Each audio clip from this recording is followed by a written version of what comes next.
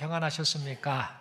한 주간 동안 하나님께서 베풀어 주신 은혜를 기대하고 또 그것을 믿고 인내하며 삶을 잘 살아내셨습니까? 우리는 지난주에 하나님의 놀라운 포석이라는 제목 가지고 함께 말씀을 나눴지요. 우리가 지금 처한 상황이 아무리 힘이 들고 절망의 상황이고 앞길이 보이지 않고 이것저것 의지할 데가 없는 그런 상황이라 할지라도 우리가 염려하지 말아야 할 것은 전지전능하신 하나님, 바둑으로 표현하자면 수를 다 내다보시는 하나님, 그래서 뜻이 있으셔서 중간중간에 포석하시는 하나님, 그래서 인생을 이끄시는 하나님 뿐만 아니라 그 모든 과정을 통해서 어려움 가운데 있는 성도들을 능히 건지시는 하나님, 즉 전지전능하신 하나님이 우리의 하나님, 나의 하나님이다 라는 사실을 믿고 어떠한 상황 속에서도 오직 하나님을 신뢰하며 그렇게 인생을 살아가시는 우리 모두가 될 수 있기를 간절히 소망합니다. 우리 서로에게 인사하겠습니다. 하나님만 신뢰하며 사십시다. 네, 감사합니다. 이 시간 저는 하나님의 아픈 손가락이라는 제목 가지고 함께 하나님 말씀 받기를 원합니다. 여러분, 아픈 손가락이라는 말을 들어보셨을 겁니다. 또 아픈 손가락이라는 말을 또 자주 사용하시는 분들도 있을 것이다 라고 생각이 듭니다. 아픈 손가락이라는 이 말은 자녀를 향한 이 부모의 애타는 마음을 잘 표현하는 말이다 라고 말할 수 있겠지요. 우리에게 이 손에 손가락이 10개가 있는데 이 손가락 모두 다 소중하지요. 그런데 만약에 어느 한 손가락이 상처가 나면 어떤 반응을 보입니까? 그 손가락에 계속해서 신경이 쓰이지요. 관심이 가고 아프니까 그것을 함께 느끼니까 저 손가락에 빨리 나았으면 좋겠다라는 그런 애타는 그런 우리 반응을 우리가 보이게 됩니다. 이처럼 우리 부모님들 역시 유독 몸이 약한 자식, 어렸을 때부터 몸이 약한 자식들을 보거나 아니면 사고를 좀 많이 치는 자식 또는 속을 썩이는 자식, 이런 자식을 보면 마음을 많이 아파해야 합니다. 그러면서 그 마음만 아파한 게 아니라 그렇게 지금 사고 뭉친 그 자식이지만 그 자녀를 생각하면서요, 사랑을 쏟습니다. 관심을 쏟고 저 아이가 정말 인생을 정말 행복하게 살았으면 좋겠다, 바르게 되었으면 좋겠다 라는 그런 마음을 가지고 그 아픈 손가락과 같은 그 자식에게 사랑과 관심을 쏟습니다. 그래서 흔히 사람들은 말하지요. 부모의 마음을 아리게 하고 또 아프게 만드는 이 사연이 있는 자녀를 가리켜서 아픈 손가락이다라고 그렇게 표현을 합니다. 여러분, 부모는 이 아픈 손가락과 같은 자녀에게 많은 사랑을 쏟지요. 그런데 그때 이 아픈 손가락과 같은 자녀에게 사랑을 쏟을 때에 다른 이 자식들은 어떤 반응을 보입니까? 아픈 손가락과 같은 형제를 대하는 이 부모의 마음을 잘 이해하지 못할 때가 많습니다. 그래서 이렇게 생각을 하죠.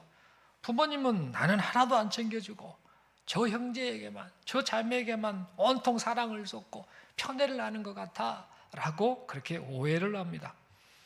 그리고 아픈 손가락과 같은 형제를 보면서요, 못마땅하게 여깁니다. 사고 좀 그만 쳐. 왜 그래? 라고 하면서 계속해서 불평을 갖고 그 아픈 손가락과 같은 형제에 대해서요, 좋지 못한 감정을 갖기도 합니다. 그러다가 세월이 좀 지나면서요, 이 형제들이 철이 듭니다. 인생을 살면서 점점 철이 들게 되면 어떤 반응을 보이는가? 그때서야 이 부모님의 마음을 알게 됩니다. 그 아픈 손가락과 같은 자식을 보는 우리 부모님의 마음이 참 많이 아팠겠구나. 내가 왜 이 부모님의 기쁜 그 마음을 헤아려 드리지 못했을까? 라고 그렇게 이 철이 든 이후에 그런 것들을 깨닫고 그런 생각을 하게 됩니다. 그리고 아픈 손가락과 같은 형제를 보면서 이 부모님의 마음으로 이제는 함께 아파해야 합니다. 뒤늦게나마 철이 드니까 자녀를 향한 부모님의 사랑을 그렇게 깨닫게 된 것이지요. 그래서 그때부터는요, 아픈 손가락과 같은 이 형제의 연약함을 보면서 비판을 하지 않습니다. 부정적으로 보지 않습니다. 상처를 주지 않습니다. 오히려 어떻게 하는가?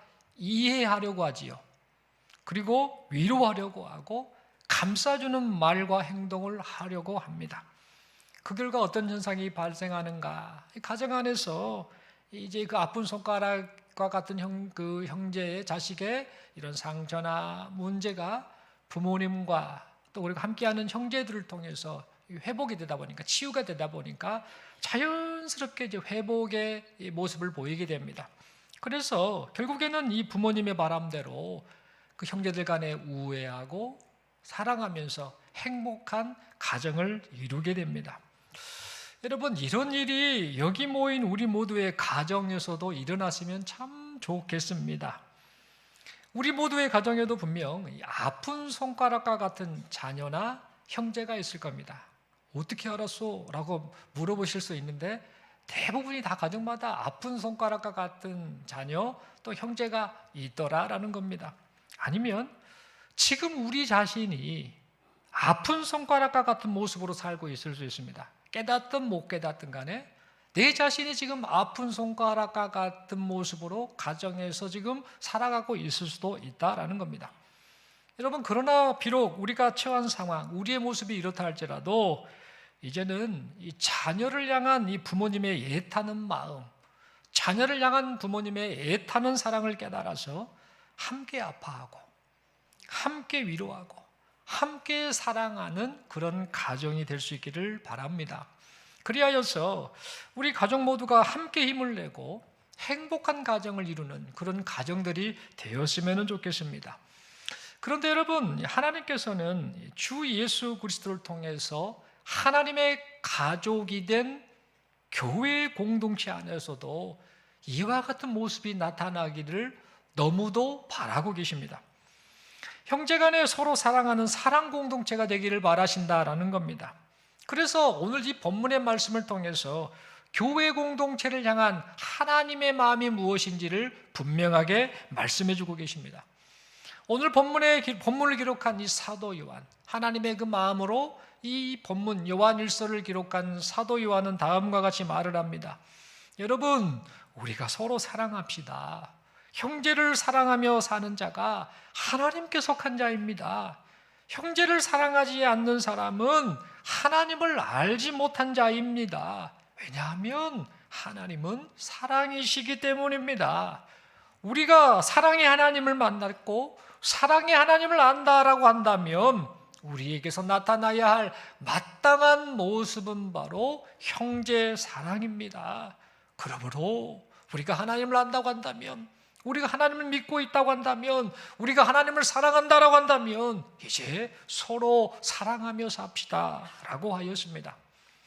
그러면서 하나님께서 성도를 향한 사랑을 어떤 방식으로 나타내셨는지도 계속해서 말해주고 있습니다.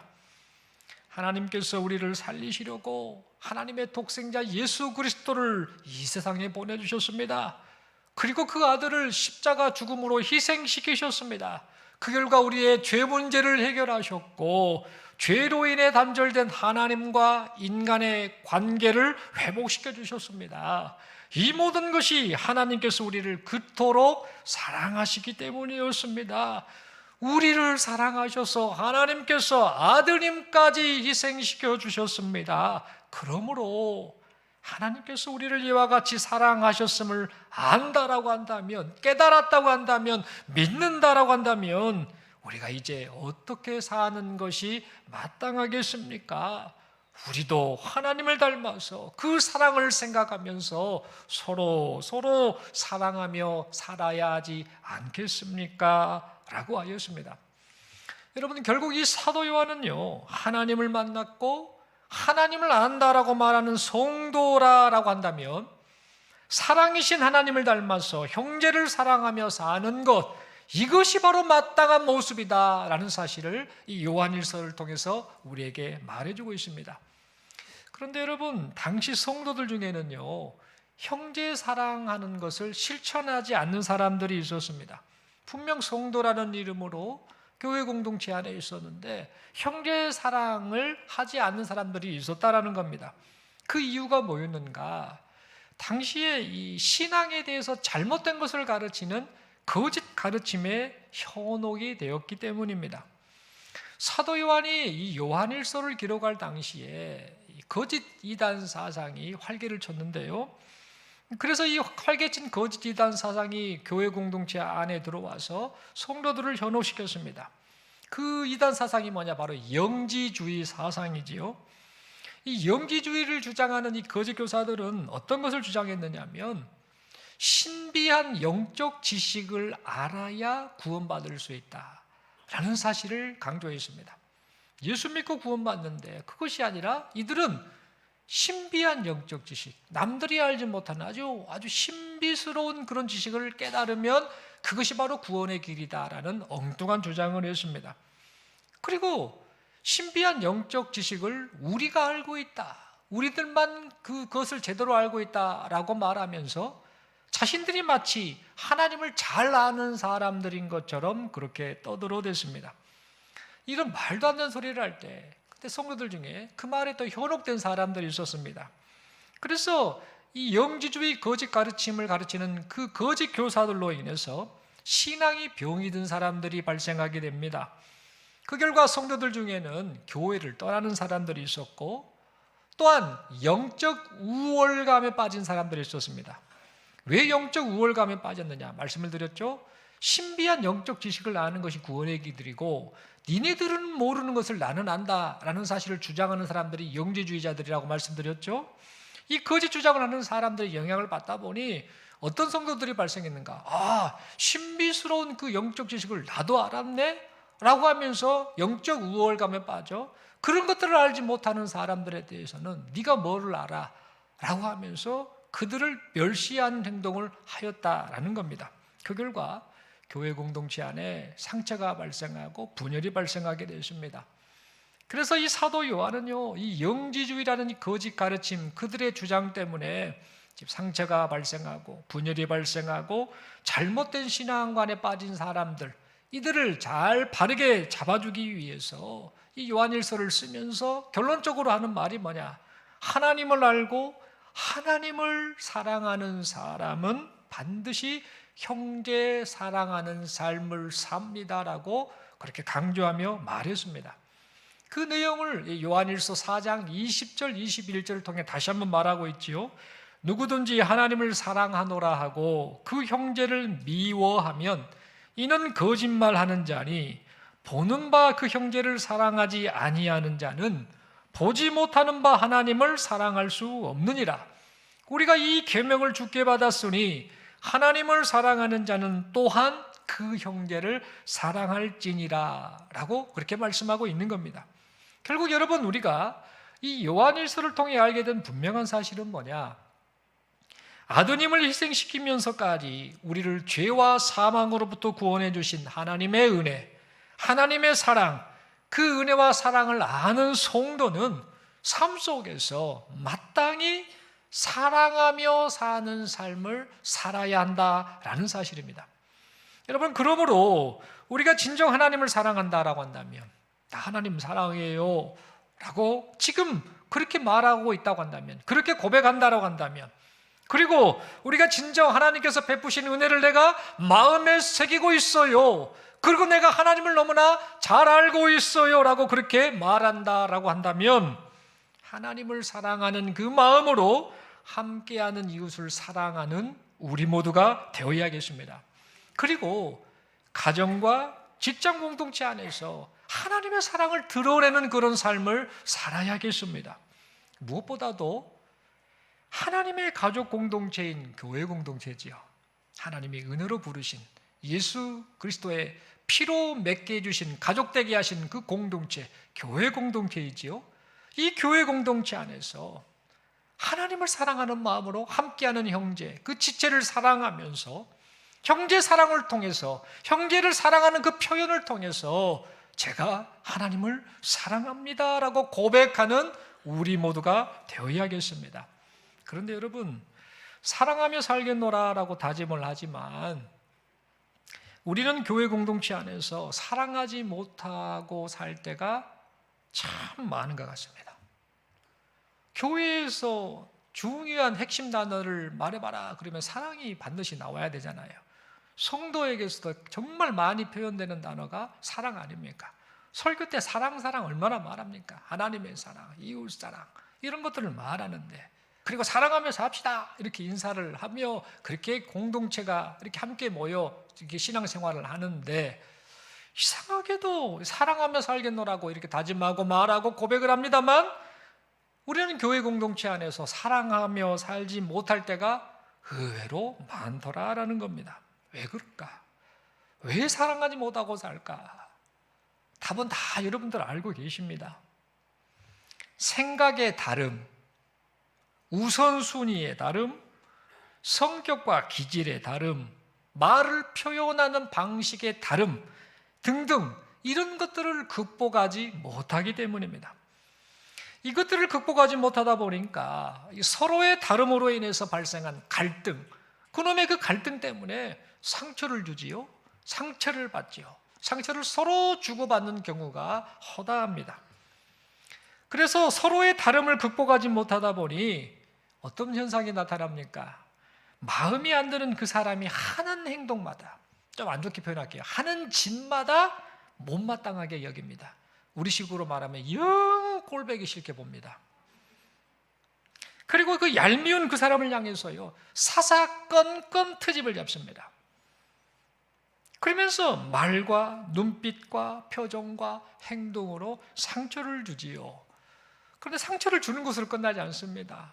지렁이도 밟으면 어떻게 됩니까? 꿈틀거리지요. 상처를 받은 사람이 어떻게 반응합니까? 상처를 줬는데 그 상처를 받은 사람이 가만히 안 있습니다. 대받아 칩니다. 그래서 그 결과 상처를 주게 되고 그 결과 다시 대받아 침을 당해서 이 상처를 받게 되고 맙니다. 그러다 보니 공동체 안에서 상처를 주고 상처를 받는 이들이 많아집니다. 그런데 사람들끼리 상처를 주고받으면 그만인데 그것이 아닙니다. 가만 보니까 그 모습을 보고 계시는 아버지 하나님의 마음에까지 상처를 주고 맙니다. 여러분, 이러한 모습은 하나님을 아버지로 모시고 사는 교회 공동체에서 있어서는 아니 될 모습이지요. 그런데 오늘날 이 세상에 있는 모든 교회 공동체 안에서 이런 일이 일어나고 있습니다. 한 교회도 예외가 없습니다. 온 세상에 있는 모든 지상교회, 모든 교회 안에서 이런 일들이 발생하고 있다는 겁니다. 우리가 속한 교회 공동체에도 예외일 수는 없죠. 똑같은 현상이 나타나겠지요. 여러분, 그렇다면 이럴 때 우리는 이러한 문제를 어떻게 극복을 해야 될까요? 사랑하며 살겠습니다. 사랑하고 싶습니다. 그 사랑을 잊지 않고 그 사랑을, 하나님의 사랑을 표현하겠습니다. 그렇게 하면서도 그 다름, 여러 가지 특징의 그 다름을 극복하지 못해서 못 잡아먹어 안달이 나는 이런 일들이 발생할 때에, 그래서 상처를 주고 상처를 받는 일이 발생할 때에 우리는 이 문제를 어떻게 극복해야 될까요? 여러분, 여러 가지 방법이 있겠습니다만 가장 중요한 그 기본이 뭘까? 그것은 바로 연약하고 문제가 많은 성도, 즉 아픈 손가락과 같은 그 성도, 좀 문제가 많네, 사고 뭉치인 것 같은 그 성도, 그를 예처롭게 보시면서 아픈 손가락으로 여기시는 아버지의 하나님의 마음, 그 마음을 품는 것이 바로 이 모든 것을 해결하는 근본 원인이 아닐까, 그런 생각을 해보게 됩니다. 여러분, 어느 교회 공동체든지요, 문제를 자주 일으키는 성도가 있습니다. 예외가 없습니다. 한 번만 일으키면 좋은데 또 반복합니다. 또 일으킵니다. 문제를 자주 일으키는, 그것이 주특기가 된 것처럼 문제를 자주 일으키는 그런 성도가 있습니다. 또 믿음이 연약해서 자주 시험에 드는 성도가 있습니다. 조금 믿음으로 좀 잘 살아서 잘 인내하고 이겨내고 좀 믿음이 좀 잘하고 성숙했으면 좋겠는데 믿음이 좀 잘하지 않고 믿음이 연약해서 자주 시험에 드는 그런 성도도 있습니다. 뿐만 아니라 살아오면서 상처가 많아서, 인생에 여러 가지 상처가 있겠죠. 그 상처가 많아서 조금만 마음이 안 들거나 조금만 뭔가 서운하면 쉽게 삐지는 성도도 있습니다. 권면을 해도 고집을 피웁니다. 말을 안 들어요. 그래서 막무가내로 그냥 자기 하고 싶은 대로 하는 그런 성도도 있습니다. 이 모습이 어떤 모습과 같냐면요, 가정에서 부모의 속을 썩이고 형제들의 심기를 불편하게 하는 아픈 손가락과 같은 그런 자녀, 그 자녀와 같은 모습이 교회 공동체 안에서도 그대로 나타나는 그런 성도가 있더라라는 겁니다. 이럴 때 우리는요, 어떻게 해야 되는가? 어떻게 해야 될까? 교회 공동체를 힘들게 하고 우리의 마음을 힘들게 하는 형제를 보며 우리가 어떻게 해야 될까? 여러 가지가 있겠습니다만 가장 근본적으로 우리가 힘써야 될 것은 뭐냐? 그 문제를 일으키고 연약하고 자주 시험에 들고 자주 서운해하고 이런저런 그런 그 지체를 봤을 때 그를 아픈 손가락으로 여기시는 하나님 아버지의 마음을 먼저 생각해야 될 줄로 믿습니다. 여러분, 누가복음 15장 말씀 잘 아시는 말씀이죠. 탕자 비유 사건, 우리 예수님이 하셨던 탕자 비유, 돌아온 탕자 이야기에 관한 말씀이지요. 이 이야기를 조금 잠깐 다시 드리고자 합니다. 어느 아버지가 이제 아들 둘을 데리고 살고 있었지요. 근데 이 어느 아버지의 이 둘째 아들이 아버지를 향해서 요구를 합니다. 장차 자신에게 돌아올 분깃, 즉 말해서 아버지 그 재산, 그거 내게 내 몫을 주십시오 라고 요구를 합니다. 근데 이 요구는요, 굉장히 불효막심한 요구입니다. 아주 못된 요구입니다. 이 말의 의미는 뭐냐면, 아버지 언젠가는 돌아가실 거 아닙니까? 그리고 그렇게 되면 그 재산의 절반은 내 몫 아닙니까? 아버지 돌아가시면 그거 내 건데요? 그러지 않습니까? 그러니까 그냥 돌아갈 때 주지 말고 지금 주세요. 지금 내가 지금 쓸 것도 많고 하니까 지금 주세요라는 그런 아주 매우 불효막심한 그런 말이었습니다. 해서는 안 될 말을 지금 아버지에게 내뱉었던 것이지요. 그런데 아버지는 이 둘째 아들의 이 무례한 말을 듣고도 이 아들이 아직 철이 안 들어서 그렇지, 이놈이 조금 속이 좀 깊어지고 철이 들어야 할 텐데 철이 안 들어서 그렇지라고 생각하며 그냥 아들의 요구대로 아버지의 재산의 일부를 그 둘째 아들에게 나눠줬습니다. 그러자 그 재산을 받고 아들이 무슨 짓을 한 줄 아십니까? 그 재산을 다 가지고, 그 아버지께 받은 그 재산을 가지고 먼 타국에 가가지고 허랑방탕하게 삽니다. 창녀들과 놀아나며 허랑방탕하게 삽니다. 그러면서 탕진 다 해버립니다. 여러분, 이 아들의 이러한 행동은요, 아버지 입장에서는요, 쉽게 용서가 되지 않는 일이었습니다. 그런데 누가복음 15장 20절을 보면은요, 이 아버지의 반응이 우리의 생각과는, 우리가 보통 기대할 만한 그런 모습과는 전혀 다른 모습을 보입니다. 이 아버지는요, 그토록 철없는 이 아들이 먼 타국에 갔다가 재산을 다 까먹고 왔거든요. 못된 짓 하고 다 하다가 허랑방탕에 살다가 까먹고 왔거든요. 그러고 나서 돌아오는데 저 멀리서 돌아오는 그 아들을 보면서요, 측은히 여겼습니다. 그리고 그 아들을 품어 안지요. 그리고 용서해 줘 버립니다. 이것저것 따져 묻지도 않습니다. 용서해 줘 버립니다. 그러면서 그 아들을 가리켜서 죽었다가 다시 살아난 아들과 같다라고 그렇게 말했습니다. 그뿐만이 아니지요. 누가복음 15장 32절의 말씀을 보면은요, 이 사고 뭉친 동생을 아주 못마땅하게 여기는 큰아들을 향해서 아버지가 말합니다. 야, 네 동생은 죽었다가 살아났고 잃었다가 다시 얻은 내 아들, 네 동생이 아니냐라고 그렇게 말했습니다. 여러분, 이처럼 아버지는요, 사고 뭉친 둘째 아들, 다시 말해 아버지의 마음을 그토록 고통스럽게 하는 이 둘째 아들을 아픈 손가락으로 여겼습니다. 이 손가락이 잘못되면 내가 고통스럽다는 겁니다. 내가 아프다라는 겁니다. 네가 아픈 만큼 나도 아프다라는 그런 표현을 그렇게 했던 겁니다. 그리고 그의 큰아들이 이제는 좀 아버지의 마음을 좀 헤아려서 그토록 얄미운 이 동생, 그 동생을 아픈 손가락으로 좀 여겨서 너도 좀 동생을 품어 안았으면 좋겠다라고 그렇게 바랐습니다. 여러분, 이처럼 오늘날 지금 이 순간 우리 하나님께서 우리에게 바라시는 마음 자세도 이러한 마음이 아닐까, 그런 생각을 해봅니다. 비록 연약하고 문제가 많은 성도라 할지라도 저 사람도 예수께서 희생을 통해서 구원하신 하나님의 자녀지라는 그런 생각을 하며 형제를 바라보기 원하신다라는 겁니다. 너희도 내 마음을 알아서 저 형제를 나쁜 손가락으로 여겨라라고 지금 하나님께서 우리에게 그렇게 말씀하신다라는 겁니다. 뿐만 아니라 너도 때때로 아픈 손가락이 된다라는 것을 잊지 말아라 라는 사실도 지금 우리에게 말씀하고 있다라는 겁니다. 여러분, 누가복음 15장의 말씀을 보면은요, 둘째 아들만 아버지의 마음을 아프게 한 게 아니었습니다. 큰아들도 아버지의 마음을 아프게 했습니다. 둘째 아들은 허랑방탕하게 살았지요. 그리고 아버지의 재산을 탕진했습니다. 즉 허랑방탕하게 살고 아버지의 재산을 탕진하면서 마음대로 살면서 아버지의 마음을 아프게 했지요. 그런데 큰아들은 또 다른 방식으로 아버지의 마음을 아프게 했습니다. 큰아들은 겉보기에는 아주 바른 생활 아들이었습니다. 바른 생활만 했지요. 그런데 방황하다가 돌아온 동생이 아버지의 사랑을 받는 것을, 아버지가 용서하고 그를 품어 안는 것을 못마땅하게 여겼습니다. 그냥 못마땅하게만 여긴 것이 아니라 분노하면서 아버지의 마음을 아프게 했습니다. 누가복음 15장 28, 29, 30절을 보면은요, 이 큰아들은 어떻게 반응하느냐 하면은요, 지금 일하러 갔다가 돌아와 보니까 막 잔치가 멀어진 겁니다. 소리가 나는 겁니다.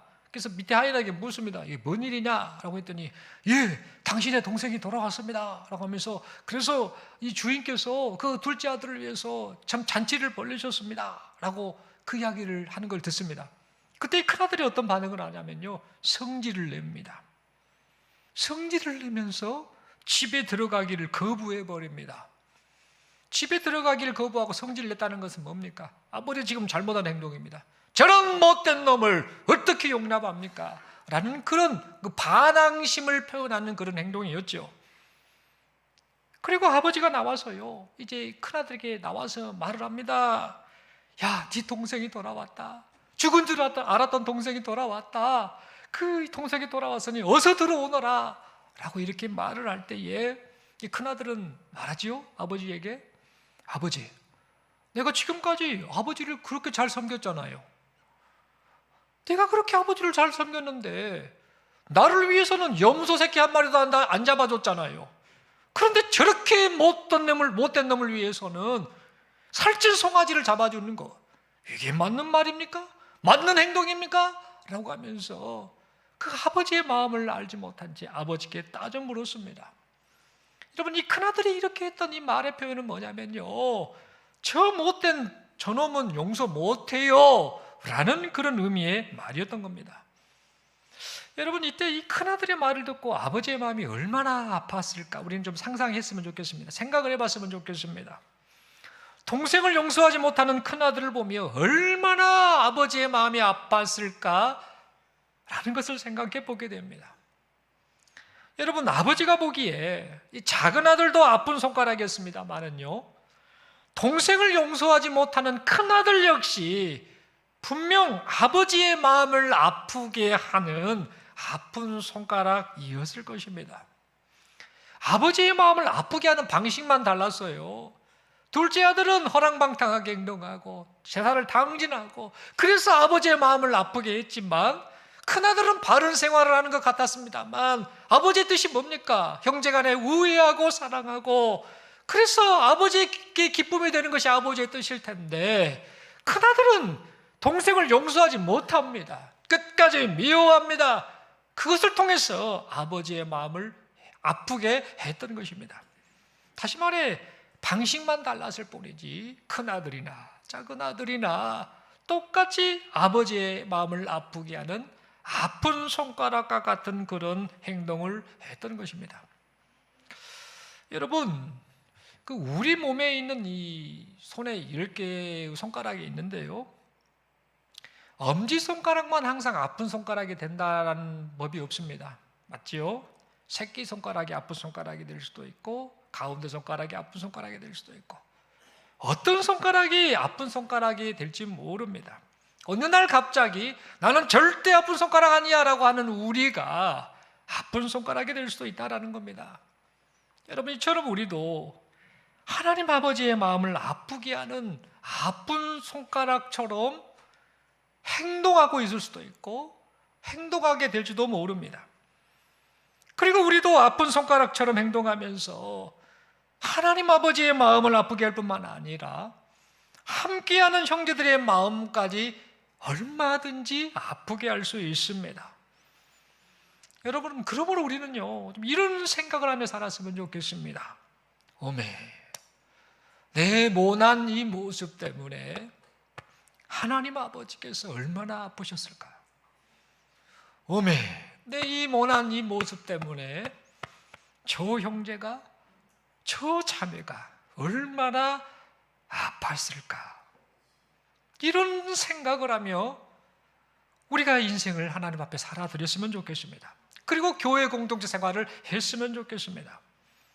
그러면서 하나님께서 성도 개인과 하나님의 가족 공동체인 이 교회 공동체를 향해서 가장 바라시는 것, 가장 바라시는 것이 무엇인지를 생각하며 살아갔으면 좋겠습니다. 개인적으로 성도에게는 신앙생활을 열심히 하고 봉사 열심히 하고 그러면 하나님이 기뻐하시지 않을까라고 생각할 수 있겠죠. 그렇지 않습니다. 하나님의 성도에게 진짜 바라시는 것은 뭐냐? 사랑하며 사는 것. 하나님을 사랑하는 마음으로 함께하는 지체들을 사랑하며 사는 것, 그것이 바로 성도를 향해 하나님께서 가장 바라시는 모습이다라는 겁니다. 여러분, 교회가 부흥하고 세상을 향해서 덕이 될 만한 선한 일을 많이 하는 것, 이것도 하나님이 바라시는 모습이겠지요. 그러나 이것이 하나님이 가장 바라시는 모습이 아니다라는 겁니다. 하나님 아버지께서 공동체를 향해서 진정 가장 바라시는 것은요, 교회 공동체가 속한 이 지체들 모두가 서로 사랑하는 것, 서로 사랑해서 사랑 공동체를 이루는 것, 이것이 바로 하나님이 가장 바라시는 것이다라는 사실을 우리는 잊지 말아야겠습니다. 그리고 교회 공동체 안에서 서로 사랑하는 것이야말로 무엇을 나타내는 것인가? 바로 하나님의 살아계심을 증명하는 행위이고, 그 살아계신 하나님을 내가 만났어요 라는 그 사실을 증명하는 행위다라는 사실을 잊지 않아야겠습니다. 여러분, 이 사실을 생각하면서 이해할 수 없는 행동을 하는 성도들 있죠. 그들을 측은히 여기는 마음으로 대하는 우리 모두가 될 수 있기를 바랍니다. 반복적으로 실수하는 이들이 있습니다. 교회 공동체 안에도 반복적으로 실수하는 이들을 끝까지 기다려주는 마음으로 품어주는 우리 모두가 될 수 있기를 바랍니다. 무엇보다도 그들을요, 아버지 하나님의 마음으로 바라볼 수 있기를 바랍니다. 하나님이, 아버지가 저 사람을 어떻게 보실까? 얼마나 안타까워하실까? 얼마나 마음 아파하실까? 얼마나 측은히 여기실까? 얼마나 애처롭게 보실까? 이 점을 생각하면서 그 하나님 아버지의 마음으로 함께하는 지체들을 바라보는 우리 모두가 되기를 바랍니다. 그리고요, 이제는 더 이상 아픈 손가락이 좀 되지 않았으면 좋겠습니다. 공동체 안에서 맨날 허구한 날 아픈 손가락의 역할을 해서 하나님의 마음을 나쁘게 하거나 함께하는 지체들을 나쁘게 하는 그런 부끄러운 자가 되지 말고 아픈 손가락과 같은 형제를 감싸주고 품어주는 그런 모습으로 변화되는 우리 모두가 될 수 있기를 바랍니다. 여러분, 이를 위해서요, 요한일서 3장 18절의 말씀을 마음에 새기며 이 말씀 따라 살기를 결단하는 우리가 되었으면 좋겠습니다. 자녀들아, 우리가 말과 혀로만 사랑하지 말고 행함과 진실함으로 하자. 이 말씀대로 교회 공동체 안에서 진심으로 서로 사랑하며 살아가는 우리 모두가 되기를 바랍니다. 그리고 이렇게 사랑하며 살겠습니다라고 몸부림을 치는데 그렇게 되지 않지요. 사랑하려고 하는데 좋지 못한 감정이 쑥쑥 올라오지요. 그놈의 그 다름이라는 그 원인 때문에 그것을 극복하지 못해서 사랑의 감정이 나타나지 않고 미움으로 바뀌는 내 자신을 보며 괴로워하는 이때에 우리는 어떻게 해야 되는가? 로마서 5장 5절에 그 비결을 가르쳐 줍니다. 오직 성령으로 말미암아 그 하나님의 사랑을 우리에게 부어주셨다라고 말씀하신 것처럼 하나님, 내 안에 하나님의 그 마음, 하나님의 그 사랑이 충만케 하여 주옵소서, 성령으로 충만케 하여 주옵소서라고 그렇게 기도하는 우리 모두가 되어야겠습니다. 그리하여서 우리 모두 다 이제는 좀 철이 들었으면 좋겠습니다. 여러분, 인생을 살면서요, 어린애들 철 안 들었을 때 철없는 짓을 많이 하잖아요. 그러다가 인생을 살며 나이를 먹어가면서 이것저것을 겪으면서 어느 정도 그 부모님의 그 상황을 조금 이해할 만한 때가 되었을 때, 아니면은 조금 더 어떤 사람은 빨리 그럴 수도 있습니다만 철이 들잖아요. 철이 들면 사람이 바뀌잖아요. 세상에서도 시간이 지나고 세월이 지나고 나이를 먹으면 점점 철이 드는데 왜 성도는 하나님 앞에 철이 안 드는 걸까? 이 질문을 스스로에게 했으면 좋겠습니다. 예수 믿고 신앙생활하고 말씀을 통해 하나님과 교제하고 하나님 사랑합니다라고 고백하고 하나님을 압니다라고 그렇게 말을 하는데 왜 철이 들지 않아서 계속해서 유치한 수준의 그 모습으로 사랑하지 못하고 감정 때문에 이것저것 때문에 거기에 마음이 이끌려서 하나님의 마음을 아프게 하는 이런 모습이 우리에게 나타나느냐라는 겁니다. 정말 바랍니다. 사람이 나이를 점점 먹어가면서 철이 든 것처럼 신앙생활을 해가면 해갈수록 철이 들어서 그 하나님의 마음을 알아서 서로 사랑하며 살아가는 우리 모두가 될 수 있기를 바랍니다. 그래서 우리 주님이 하신 이 말씀이 우리의 삶 속에서 교회 공동체 안에서 그대로 성취되었으면 좋겠습니다. 어떤 말씀을 하셨는가? 요한복음 13장 35절 말씀이지요. 너희가 서로 사랑하면 이로써 모든 사람이 너희가 내 제자인 줄을 알리라. 여러분, 사랑하는 삶을 통해서 우리가 예수님의 제자임을 증명할 수 있기를 바랍니다. 우리가 살아가는 이 삶을 살면서 제가 하나님을 사랑합니다, 제가 하나님을 압니다, 제가 하나님을 만났습니다 라는 이 사실을 증명하는 우리 모두가 될 수 있기를 간절히 소망합니다. 이 시간에 이 말씀을 받고 성령 하나님 그렇게 살 수 있도록 도와주옵소서라고 기도하는 우리에게 우리 하나님께서 은혜를 베푸셔서 우리의 삶을 그렇게 변화시켜 가실 줄로 믿습니다. 우리 서로에게 이렇게 축복하며 인사하겠습니다. 우리가 하나님의 가족이 되었습니다. 누구 덕분인가요? 네, 서로 인사하겠습니다. 우리 예수님 덕분입니다. 예수님 빠지면은요 우리 하나님 가족 못 돼요. 예수님 덕분입니다. 예수님 덕분. 다시 한번 인사하겠습니다. 예수님 덕분입니다. 예, 한 번 더 서로에게 인사하겠습니다. 아픈 손가락도 하나님의 자녀입니다. 손을 들어서 서로에게 인사하겠습니다. 축복합니다. 서로 사랑하며 삽시다. 아멘이십니까? 예, 예수 잘 믿는 거 다른 거 없는 것 같습니다.